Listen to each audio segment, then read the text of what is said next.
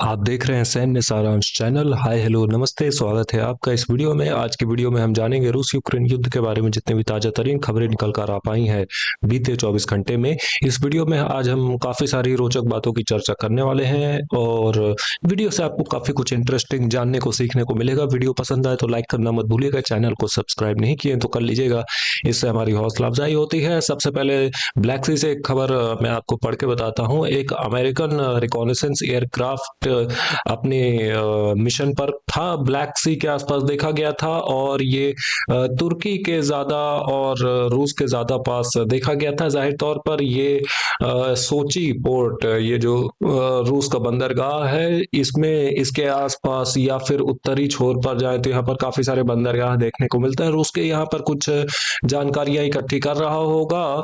इसके अतिरिक्त अगर देखें तो कंसिक्वेंसेस ऑफ जेरान स्ट्राइक्स और लीव का अगर हम देखने की कोशिश करते हैं तो यूक्रेन का एक कस्बा है जो कि रोमेनिया की सीमा पर है। यहाँ पर ड्रोन स्ट्राइक देखने को मिली थी जिसके कारण क्या नुकसान हुए तो उसकी फोटोज आपने देखी। ये आप देख सकते हैं, ये ओरलीव का कस्बा आपको देखने को मिलता है और इसके ठीक सामने ये रोमेनिया देश, नाटो देश देखने को मिलता है।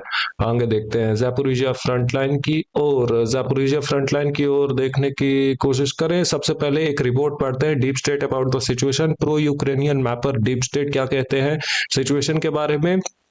The enemy continues to advance in Primorsk and is trying to bypass Stepnorsk from the west. Ukrainian mapper का ये कहना है कि कुछ इस तरीके से रूसी सेना इस स्टेपनोर्स्क गांव को बाईपास करने की कोशिश कर रही है, जिस तरीके से मैंने अभी एरो बनाकर दिखाई।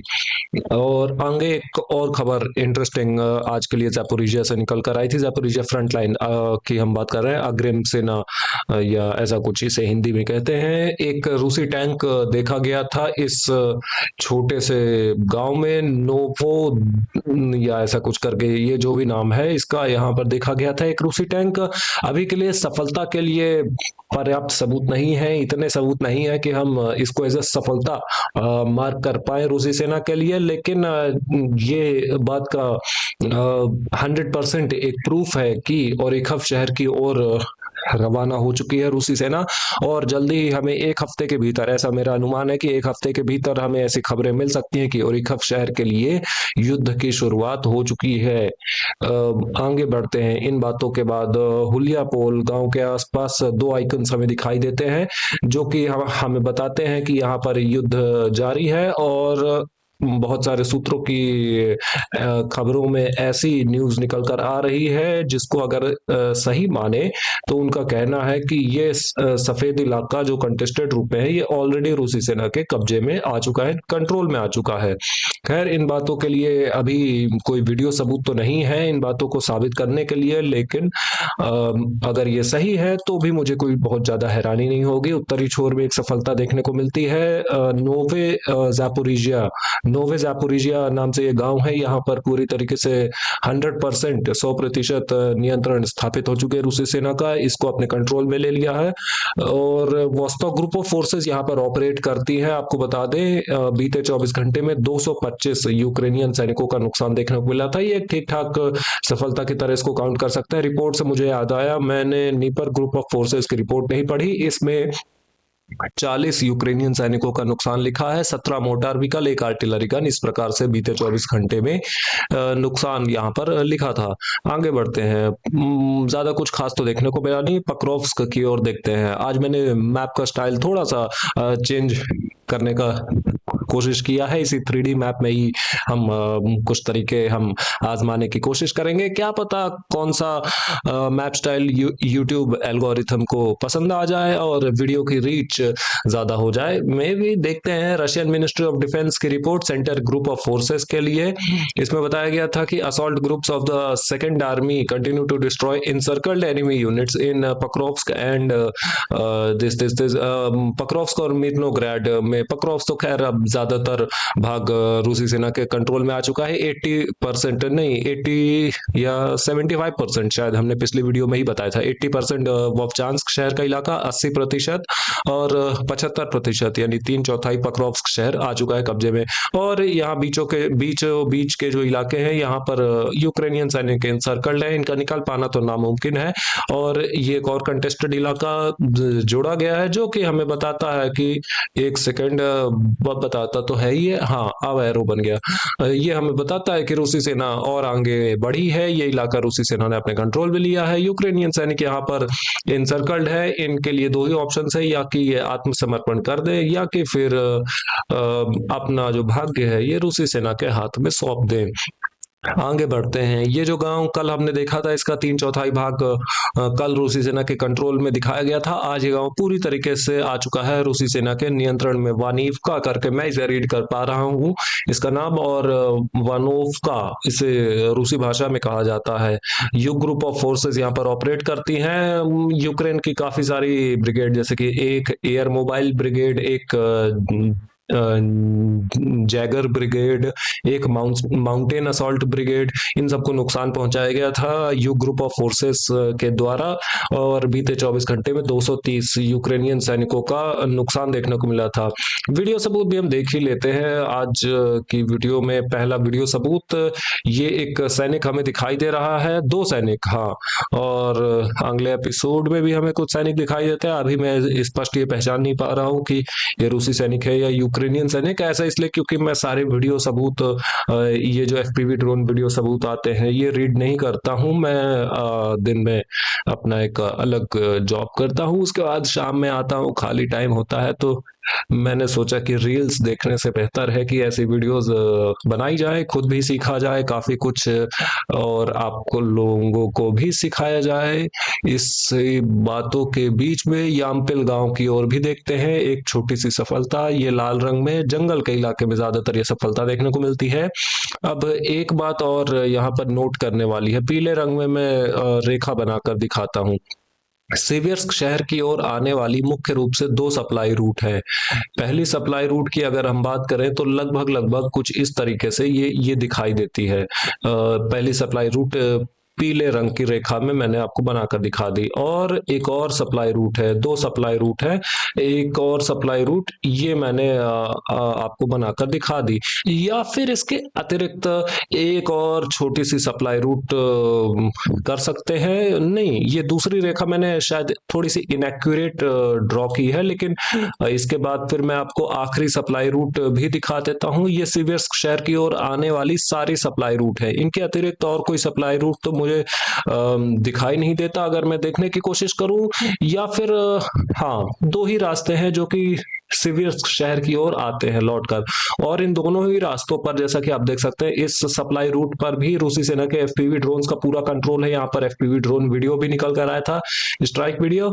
और यहाँ पर भी ये जो रूट है, यहाँ पर देखने की कोशिश करें तो पूरी तरीके से एफपीवी ड्रोन कंट्रोल स्थापित कर चुकी है रूसी सेना, जिस कारण से यहाँ पर सिवियर्स्क शहर, मैं समझता हूँ कि ऑपरेशनल इंसर्कलमेंट तो नहीं, लेकिन हाँ इंसर्कलमेंट जैसी स्थिति में है।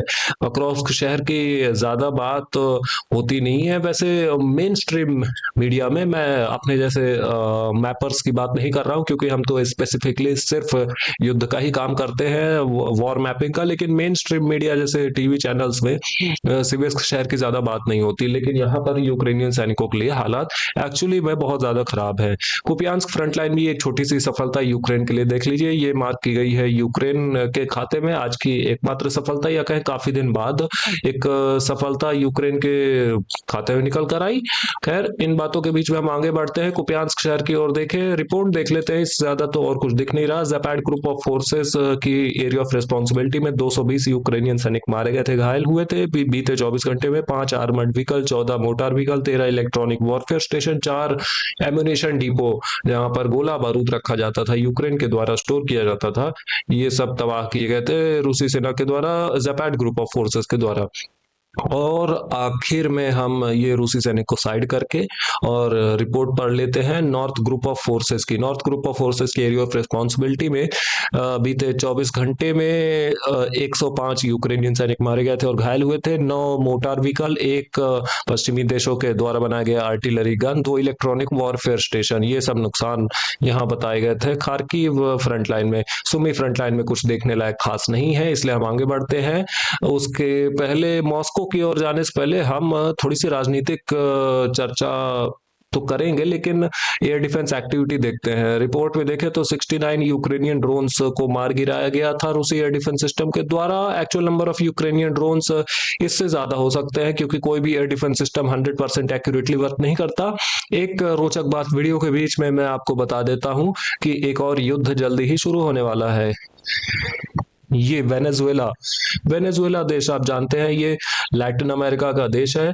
और यहाँ पर अगर मैं बताऊं तो मैं किस आधार पर कह रहा हूं कि अब बहुत जल्दी शुरू होने वाला है, ऐसा एक नॉर्मल समझ में तो बताया जा सकता है। इसका कारण यह है कि खबर निकल कर आ चुकी है कि पूरे वेनेजुएला देश पर अमेरिका ने नो फ्लाई जोन घोषित कर दिया है।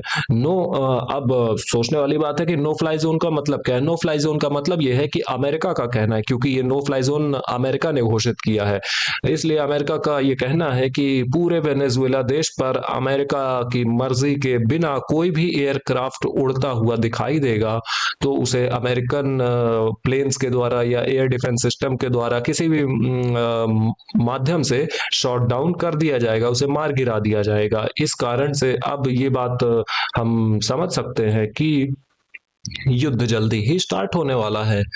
और आगे बढ़ते हैं। मॉस्को से एक वीडियो निकल कर आया था, इसमें दिखाया जा रहा है नए सुखोई 30 SM-2 फाइटर्स सप्लाई किए गए हैं रशियन एरोस्पेस फोर्सेस को, या कहें रशियन एयर फोर्स को। सुखोई 30 भारत भी उपयोग करता है, इसका एक अपग्रेडेड वर्जन या कह लें सेल्फ मॉडिफाइड वर्जन, जी हाँ, मॉडिफाइड वर्जन सुखोई 30 का, जिसको कि सुखोई 30 MK2 या फिर ऐसा कुछ करके कुछ तो उसके आगे कोड नेम होता। सुखोई 30 MKI इसको कहते हैं, जो भारत उपयोग करता है। इसी तरीके के फाइटर जेट्स, आधुनिक फाइटर जेट्स रशियन एयरफोर्स को भी सप्लाई किए गए हैं, और एक बैच और, जो कि बहुत अच्छी बात है रशियन एयरफोर्स के लिए। About Russian assets, Russian state Duma ने एक रेजोल्यूशन अप्रूव कर दिया है outlining potential retaliatory steps against the European Union if Russian assets are seized. अगर यूरोपियन यूनियन रूस की संपत्ति की चोरी करता है अपनी धरती पर, तो इसके खिलाफ क्या एक्शन लेगा रूस, क्या एक्शन लेगी रूस की सरकार, इसके स्टेप्स आउटलाइन कर लिए गए हैं already. Putin about the 28 plan for Ukraine, Putin की बातें निकल कर आई थी। पुतिन का क्या मायना है, ये मानना है इस 28 पॉइंट के पीस प्लान के ऊपर। रशिया तैयार है बातचीत करने के लिए और सेटिस्फाइड है जो अभी के जो हालात है स्पेशल मिलिट्री ऑपरेशन के जोन में, which are leading to the achievement of goals by military means. Putin का मानना है कि अभी के हालात, जो युद्ध के हालात है, ये रूस के पक्ष में है और रूस को यहाँ पर आगे बढ़कर और जल्दी से जल्दी अपना जो गोल है ये अचीव कर लेना चाहिए। The president holds a security council meeting, इन्होंने मीटिंग भी होस्ट की थी, रशियन सिक्योरिटी काउंसिल की मीटिंग।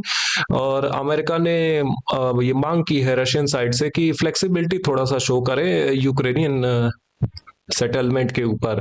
फ्लेक्सिबिलिटी मतलब कि आप अपनी बात पर बिल्कुल पत्थर की तरह ना अड़े रहे, थोड़ा सा फ्लेक्सिबल अप्रोच आप दिखाएं। All of the Russian partner supported possible agreements before Alaska summit, इन्होंने प्रकार प्रकार की बातें कही थी और आखिरी में कहा था कि कीव की लीडरशिप या तो फिर ये ऑब्जेक्टिव इंफॉर्मेशन लैक करती है कि युद्ध के हालात क्या है, और फिर या फिर ये पता करने के उनके पास संसाधन नहीं है। ये कह रहे थे जेलेंस्की के बारे में कि या तो जेलेंस्की को जमीनी स्तर पर युद्ध के हालात पता ही नहीं है, या फिर वो पता करना ही नहीं चाहते, या फिर उनके पास ये संसाधन नहीं है। ये एक ही बात बता रहे थे कि जेलेंस्की यूक्रेन की टॉप लीडरशिप युद्ध के जमीनी हालात से रूबरू या तो नहीं है या तो जानबूझकर होना नहीं चाहती है।